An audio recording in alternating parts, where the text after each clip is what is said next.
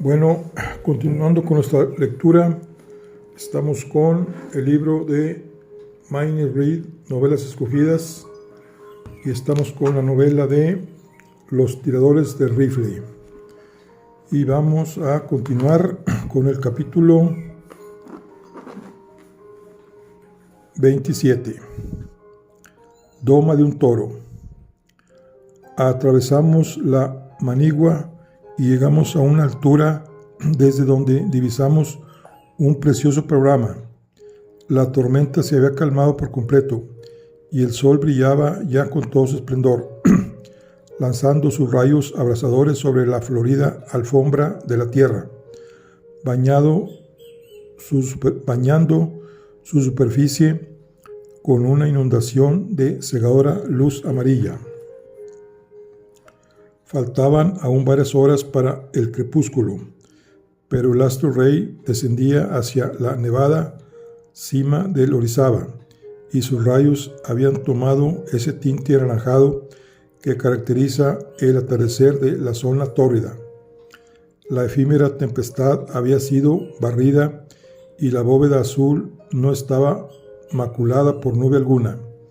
Los negros nubarrones habían desaparecido por el mediodía y estaban ya descargando su furia entre los bosques de Campeche, de Tabasco y Honduras. A nuestros pies se extendía la pradera de verde césped, limitada en lontananza por una barrera de oscuro arbolado. Algunas matas de monte bajo parecidas a islas vegetales daban al llano pintoresca belleza. Cerca del centro se destacaba un pequeño rancho rodeado de una valla alta de puntiagudas estacas. En él reconocimos el corral del que nos habló don Cosme. A alguna distancia de la empalizada pacían miles de reses, en cuya cornamenta y piel manchada reconocimos su raza. Eran descendientes de los famosos toros españoles. Los unos vagaban por entre las matas, los otros buscaban la sombra de los aislados palmares o de los macizos de arbustos en la que se tendían calurosos. El monótono tintineo de los cencerros resonaba en toda la llanura. Cientos de mulas y caballos se confundían con los ejemplares de la raza bovina, y todos estaban vigilados por dos vaqueros, con saones de cuero que, montados en robustas caballerías, galopaban de un lado a otro según las necesidades que su cargo exigía. En aquel momento, los dos centauros corrían tras un toro descarriado. Vaqueros, mesteños y toros, todos corrían con la velocidad del viento detrás del cornupeta que bramaba de rabia y terror al verse perseguido por los pastores, los cuales dando gritos hacían girar sobre sus cabezas los temibles lazos, su negra melena flotando en el aire, sus atestados rostros de perfil casi árabe, sus anchos sombreros, sus calzones de cuero rojo abotonados a lo largo de la costura, el cascabeleo de sus enormes espuelas, la profusa ornamentación de las sillas en armonía con su destreza en el manejo del caballo, la excitación de aquella persecución alocada hacían al conjunto más pintoresco. Aquel espectáculo nuevo para nosotros excitó nuestra curiosidad y nos detuvimos un momento para contemplarlo y esperar el resultado. El toro pasó veloz como una saeta, a 50 pasos de donde nos encontrábamos, bufando y soplando.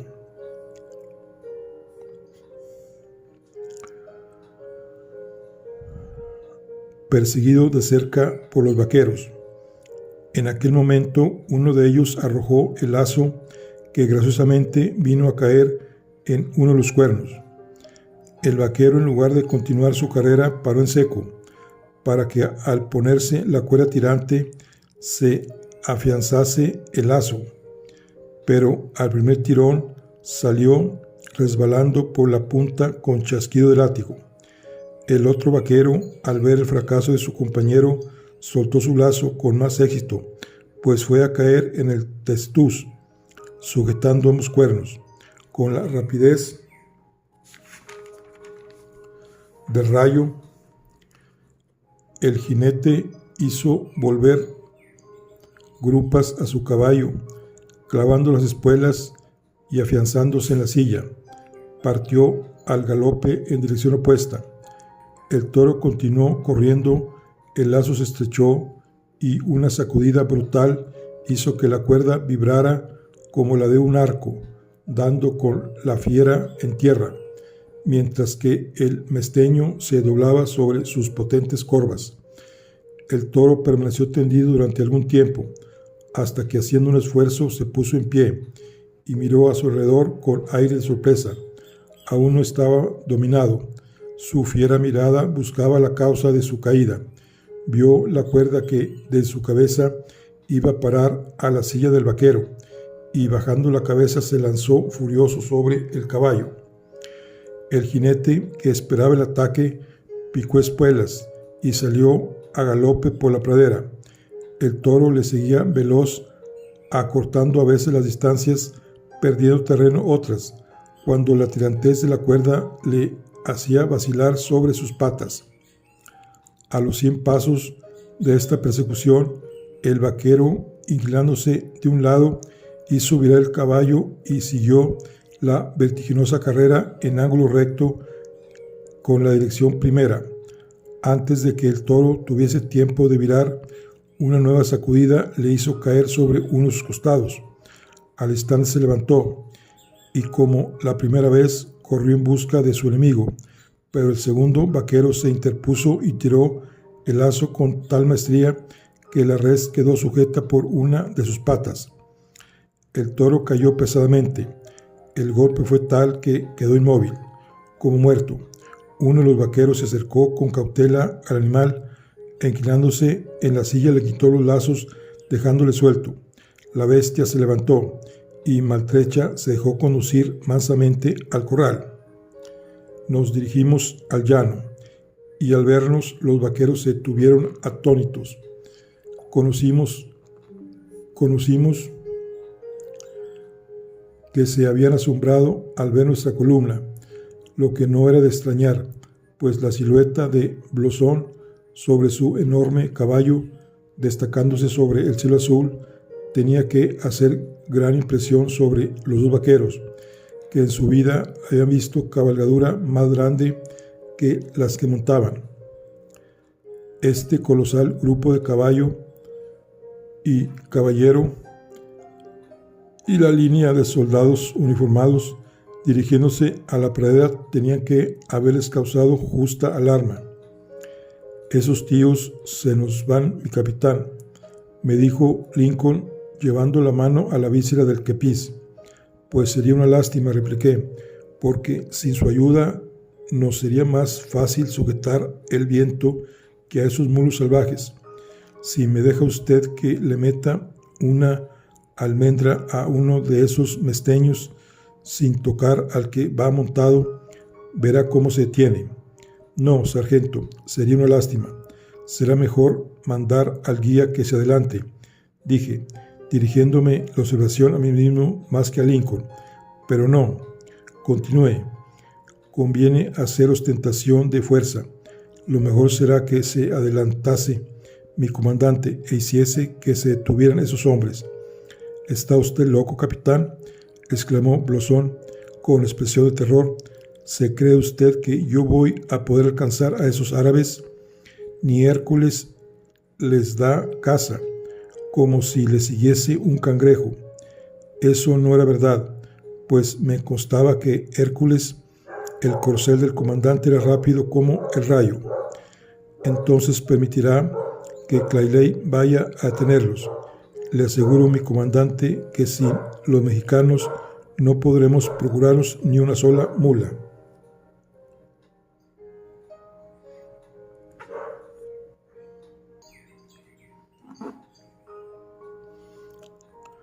Al ver Blosón que todos teníamos la mirada fija en él, se afianzó sobre sus estribos, se estiró cuando pudo e, hinchado de rabia y dándose gran importancia, dijo sonriendo sonoramente: «Si es así, iré yo mismo».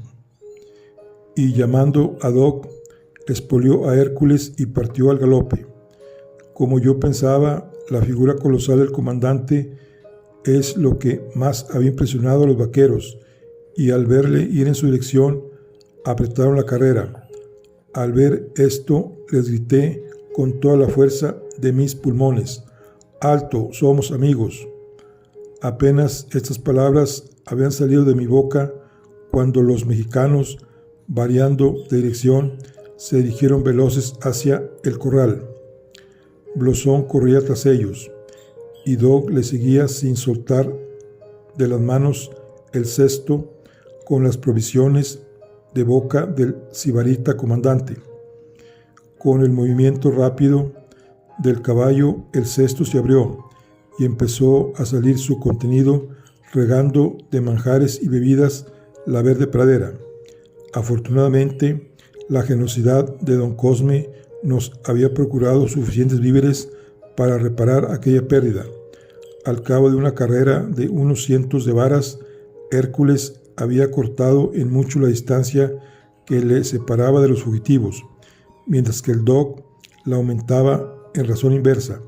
Los vaqueros se encontraban a 200 varas del rancho y Blosón a 100 de ellas, cuando de repente el comandante contuvo su corcel y, volviendo grupas, comenzó a correr en dirección opuesta, volviendo de cuando en cuando la cabeza hacia la empalizada. Los vaqueros no se tuvieron en el rancho, pasaron veloces y cruzaron la llanura, se internaron en el bosque. «¿Qué diantre le ha pasado a Blosón?», preguntó Clayley. «Ya casi los había alcanzado». «Sí, ¿se le habrá roto algo?».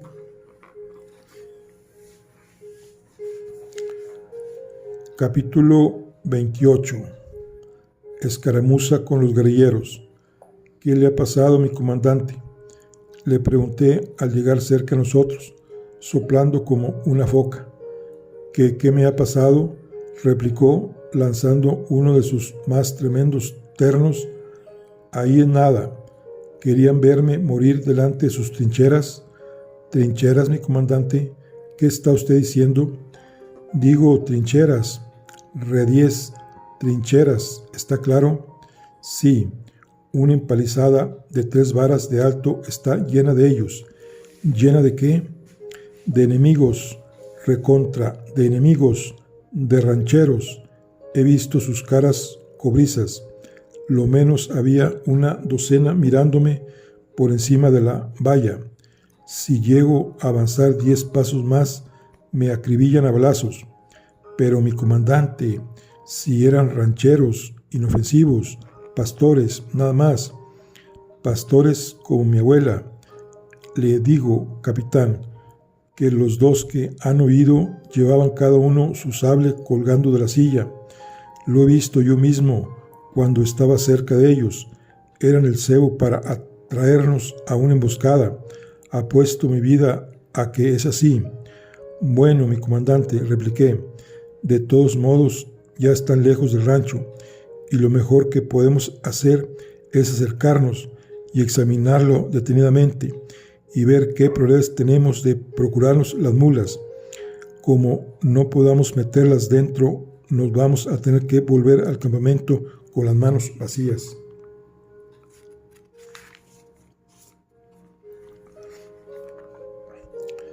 Y al decir esto, di orden de avanzar a la compañía. Blosón fue a ocupar la retaguardia. Cuando llegamos a las inexpugnables trincheras, vimos que no eran sino la empalizada del corral, tales como se usan en todas las grandes haciendas de ganado en la América española. En un rincón había una casa de esteras y hojas de palma, depósitos de lazos, sillas y aparejos de los vaqueros, a cuya puerta había un viejo sambo, único habitante de aquella morada. La encrespada cabellera del viejo se había reflejado cientos de veces en el atemorizado espejo de la imaginación del comandante. Examinando el corral, vimos que era lo más a propósito para nuestros fines, con tal de que consiguiéramos meter las mulas dentro de la valla. Quitamos las trancas, abrimos la gran barrera de par en par y nos preparamos a batir la llanura.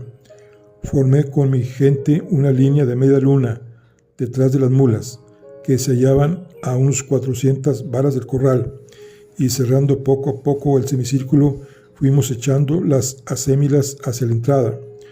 Como bisoños en el oficio, nos encontrábamos un poco torpes, pero a fuerza de pedradas y de gritos pudieron conseguir que las mulas se encaminasen al lugar deseado. El comandante, con Doc y el pequeño Jack, que formaban la caballería de la columna, nos fueron de gran utilidad, especialmente el pequeño, que estaba encantado con el nuevo deporte. Twitgate no dejaba de galopar persiguiendo a las mulas que se desviaban. Cuando la mulada llegó cerca del portón del corral, el círculo se estrechó gradualmente. Ya estaban las mulas a unos 50 pasos de la entrada, encerradas con el cordón de soldados que le cercaba a unos 200 varas de distancia, cuando oímos el ruido de pisadas de caballos y el agudo sonido de un clarín que cruzó la llanura al mismo tiempo que una gritería infernal como la de los indios guerreros cuando caen sobre el enemigo. Hirió nuestros oídos. Todos volvimos la cabeza y vimos con temor que un tropel de caballos con sus jinetes salían del bosque y se abalanzaban sobre nosotros a paso de carga. Al momento reconocí que eran guerrilleros, como lo demostraba su armamento especial, su pintoresco atavío y las banderolas que tremolaban en las puntas de sus lanzas. En el primer momento quedamos paralizados de estupor, y al momento un grito de alarma salió de la línea que formaban mis soldados. Llamé al cornetín y le mandé que tocase para que la línea se replegara en el centro. Conmovidos por un resorte, todos mis hombres se abalanzaron a la puerta del corral, pero las mulas, asustadas con el movimiento, se agolparon en la misma dirección y su confuso burullo nos obstruyó la entrada. En aquel momento llegaron los guerrilleros, blandiendo las lanzas, poniéndolas en ristre y gritando: «¡Adelante, adelante! ¡Mueran los yanquis!». Algunos soldados habían empezado a pinchar con sus bayonetas a las mulas, y éstas, enardecidas por el dolor, dando botes y coces, sembraron la confusión entre mi tropa. Nos encontrábamos entre dos peligros. «Al frente, apunten, fuego», mandé. Una descarga cerrada, algo irregular pero bien dirigida, hizo rodar por tierra a media docena de jinetes, pero antes de que mi compañía hubiese podido cargar de nuevo sus fusiles, los guerrilleros, rehechos de la primera impresión, pasando por encima de los cadáveres de sus compañeros, cargaron sobre nosotros con mayor ímpetu, dando horribles gritos de venganza. Una docena de los más decididos avanzaron hasta muy corta distancia de nosotros, disparando sus escopetas y pistolas. Nuestra situación se hacía en extremo crítica. Las mulas nos bloqueaban la entrada y era imposible penetrar para ponernos al abrigo de la empalizada. Antes de que tuviéramos las armas cargadas de nuevo, los guerrilleros alcanzaron a mis soldados del frente. Tuve una resolución y cogiendo por el brazo a la ordenanza del comandante, le hice que se apease. Monté a caballo y me adelanté a primera línea. Media docena de mis más valientes tiradores, entre ellos Lincoln, Chane y el francés Raúl, me siguieron, decididos a recibir a la caballería enemiga con las puntas de sus bayonetas, ya que no habían tenido tiempo de cargar sus armas. En aquel instante vi que uno de mis soldados, un valiente alemán que se había quedado algo atrás, era acometido por 2 guerrilleros. Corrí en su socorro, mas antes de llegar, la lanza de uno de los mexicanos le había atravesado el cráneo. La cuchilla y la banderola aparecían por el occipucio del infeliz soldado, que fue arrastrado algunos pasos por el guerrillero, que en vano hacía esfuerzos para arrancar la lanza de la cabeza de su víctima, viéndose por fin obligado a abandonar su arma.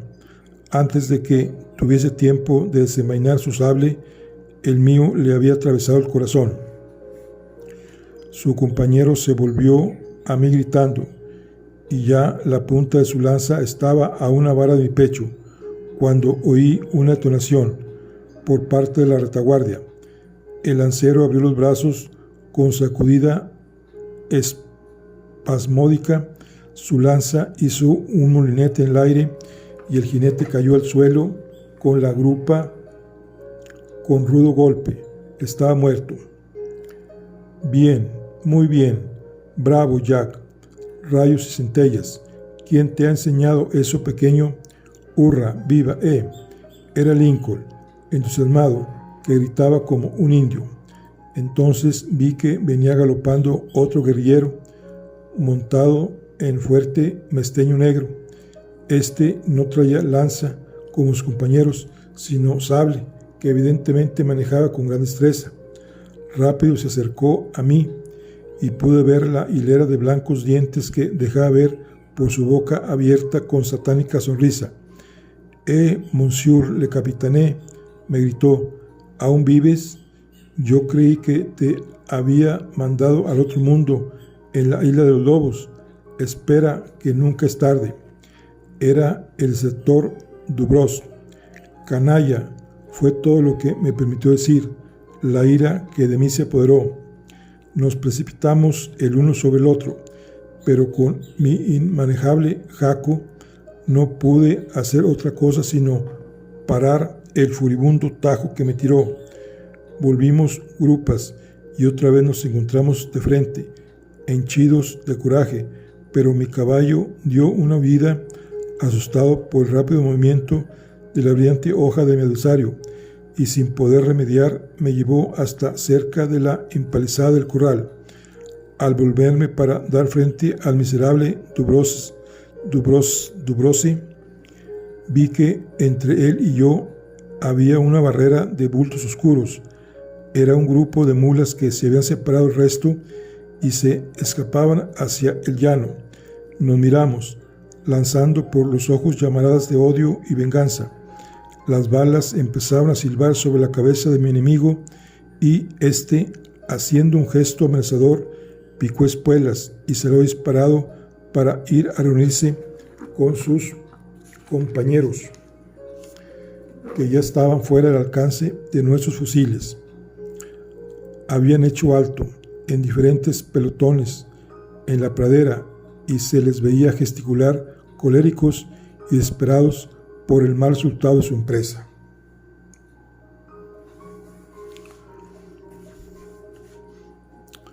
Capítulo 19.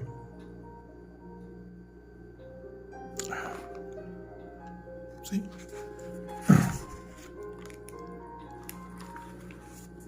Una hazaña hercúlea.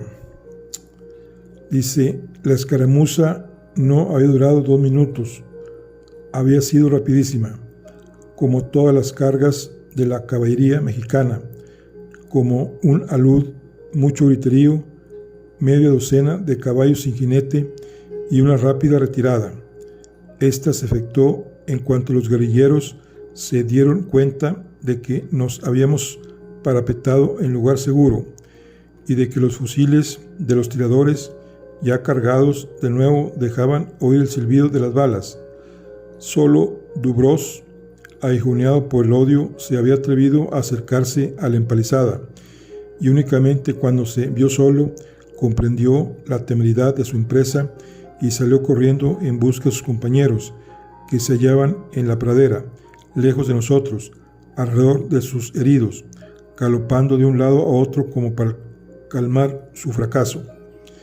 Entré en el corral en donde casi todos mis soldados se habían guarnecido. El diminuto Jack, a caballo en su Twinget, estaba cargando la escopeta y haciendo esfuerzos para parecer tranquilo e impasible. A los elogios de su valor le hacían todos. Sin embargo, el que le dirigió Lincoln era demasiado para oírle sin inmutarse, y una sonrisa de orgullo se dibujó en la cara del muchacho. «Gracias, Jack», le dije al pasar. «Ya veo que sabes servirte a tiempo de tu carabina». El chico bajó la cabeza sin decir nada, como si lo que estaba diciendo reclamase toda su atención. Durante la refriega, Lincoln había recibido un rasguño de lanza del que hablaba haciendo graciosos comentarios y jurando que se lo pagarían con creces. Hay que advertir que había recibido la herida cuando él, con su bayoneta, atravesaba el brazo de un guerrillero y le hizo huir con el miembro destrozado.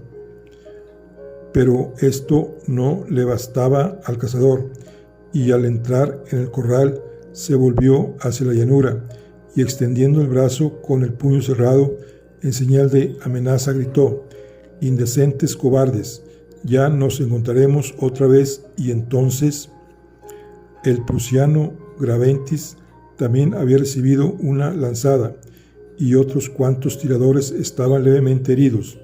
No tuvimos más muerto que el desgraciado alemán, que aún permanecía tendido en la llanura, con la lanza clavada en la frente.